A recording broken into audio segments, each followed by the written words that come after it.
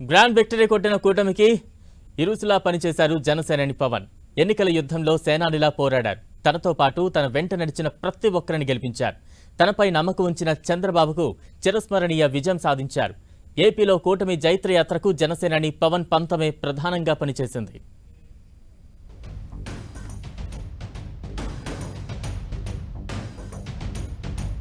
ఎక్కడ నెగ్గాలో కాదు, ఎక్కడ తగ్గాలో తెలిసినవాడే గొప్పోడు. పవన్ కళ్యాణ్ సినిమాలోని ఫేమస్ డైలాగ్ ఇది. ఏపీలో గ్రాండ్ విక్టరీ తరువాత మెగాస్టార్ చిరంజీవి కూడా ఇదే డైలాగ్ కోట్ చేశారు. నిజమే, పవన్ తగ్గడమే గొప్ప విజయానికి నాంది పలికింది. కూటమి కట్టడం దగ్గర నుంచి సీట్ల సర్దుబాటులో ఎలాంటి సమస్య రాకుండా చూసుకోవడం, ఓట్లు చీలకుండా 3 పార్టీల మధ్య ఓట్ల బదిలీకి చక్కని ప్రణాళిక రచించడంలో పవన్ వ్యూహం ఫలించింది.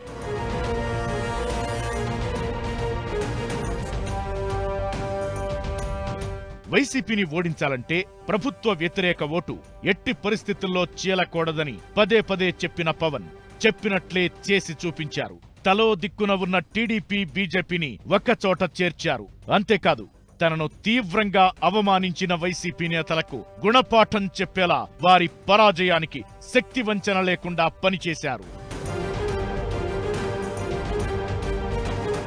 2009లో యువరాజ్యం అధ్యక్షుడిగా రాజకీయాల్లోకొచ్చిన పవన్ తన అన్న చిరంజీవి పార్టీని కాంగ్రెస్ లో విలీనం చేసి కాంగ్రెస్ లో చేరినా తాను మాత్రం పోరుబాట వీడలేదు. 2014లో ఏపీ విభజనతో రాష్ట్రానికి తన అవసరముందని గ్రహించారు.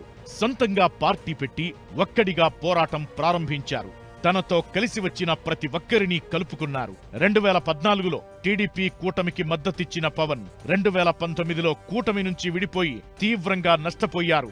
అంతేకాదు, పవన్ కూడా ఓడిపోయారు. పోటీ చేసిన 2 చోట్ల ఓడినా ఎప్పుడూ నిరుత్సాహం చెందలేదు పవన్. రెట్టించిన ఉత్సాహంతో ప్రజాక్షేత్రంలో పోరాడుతూనే వచ్చారు. తనపై అధికార పార్టీ ఎంతలా నిర్బంధిస్తే అంతెత్తున ఎగిసి 2 బలం సంపాదించారు. పవన్ విషయంలో జగన్ చూపించిన నిరంకుశత్వమే జనసేనానిని పరిపూర్ణ నాయకుడిగా తీర్చిదిద్దింది. రాజకీయంగా మేలిమి వజ్రంలా తయారయ్యేలా చేసింది.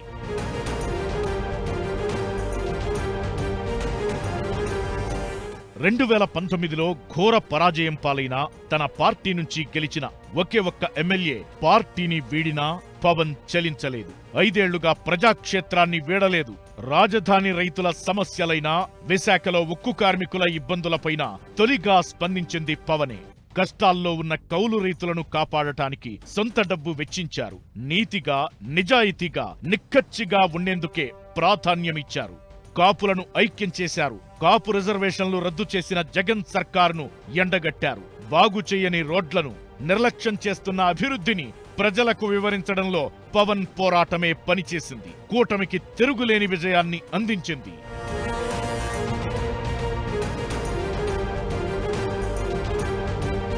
తన నటనతో పవర్ స్టార్ గా వెలుగొందిన పవన్ ఇప్పుడు ప్రజలిచ్చిన పవర్ తో నిజమైన పవర్ స్టార్ గా మారారు. ఇంకా చెప్పాలంటే కూటమి సాధించిన విజయానికి మ్యాన్ ఆఫ్ ది మ్యాచ్ గా నిలిచారు. నిజమైన గేమ్ చేంజర్ ఎలా ఉంటారో నిరూపించారు. తనను రెచ్చగొట్టేలా, కూటమిని విచ్ఛిన్నం చేసేలా వైసీపీ మైండ్ గేమ్ ఆడితే తన గేమ్ ప్లాన్ తనకుందని ఎంతో సంయమనం పాటించిన పవన్ ఇప్పుడు పవర్ సెంటర్ కాబోతున్నారు.